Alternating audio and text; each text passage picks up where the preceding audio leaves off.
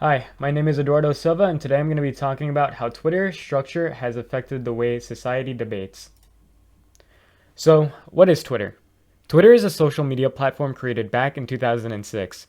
Twitter's user base has grown to see over 200 million users daily, and its simplistic layout has made it the go-to social media platform for many. Being able to share and read short messages, which are also known as tweets, with the world like a global group chat has really captivated millions of people. If you find someone interesting, you can also follow them, which notifies you whenever they tweet something new. To keep you interested, Twitter also uses like a smart algorithm to recommend you new tweets and accounts based on your following. Although Twitter design looks like it's meant to encourage meeting new people and making friends, it seems to do the opposite. People like to use Twitter to share and debate their opinions on topics with other people, like politics or newly released media.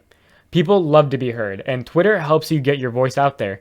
But being forced to compress thoughts or arguments into less than 280 characters to fit a tweet doesn't really allow for very well thought out discourse.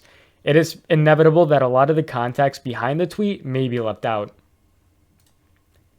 This lack of information can cause different interpretations of the same tweet and maybe distort the original poster's intent. In online discussions such as arguments, this can be a horrible thing. People are People are able to purposely skew the opinions and statements of others to fit their own narrative.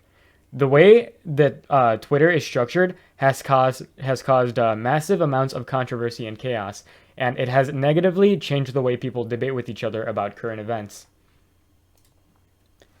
Conflicts, conflicts and arguments in life are unavoidable. However, there are healthy ways to approach them. To have a healthy argument, you have to be willing to see the other person's point of view, aka, you have to be open minded. Open minded people are prepared to listen to an argument that may not align with their beliefs. They tend to be more humble with their knowledge of topics, which allows them to learn about new things about the world. On the other hand, closed minded people typically only care about proving themselves right in an argument, and they will go out of their way to victimize themselves and make the other person seem cruel and uneducated, just to make themselves look good. Unfortunately, the limited characters in tweets allow closed minded people to prosper. Leaving room for interpretation in your tweets lets people warp the meaning behind them to make themselves seem correct. This allows closed minded people to make fun and insult the other side's argument instead of counter arguing with facts from a professional source. A 280 character sentence does not allow for rational discourse between two groups of people.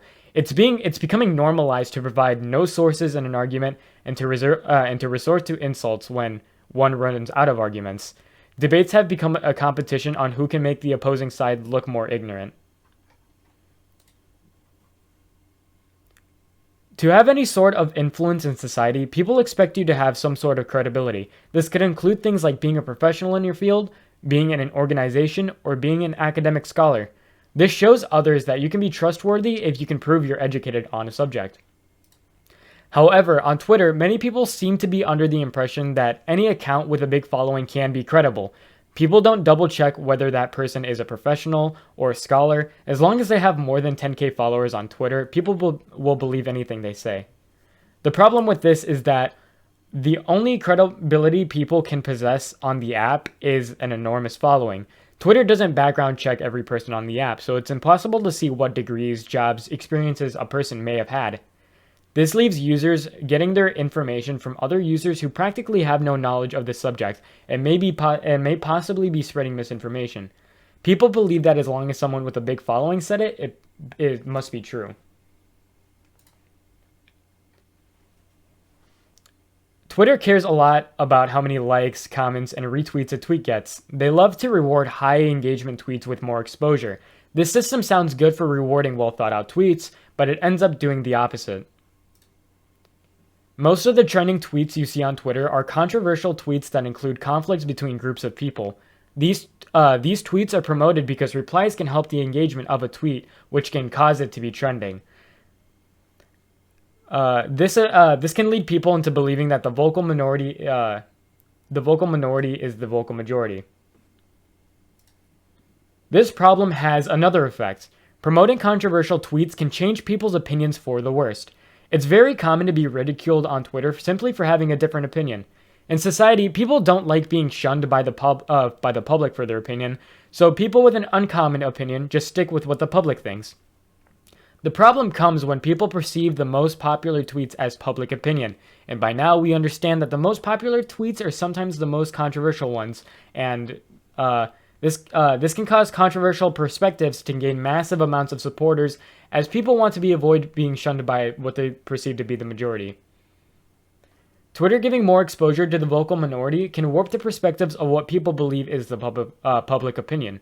Users will start changing their opinions to fit with what the rest of society thinks.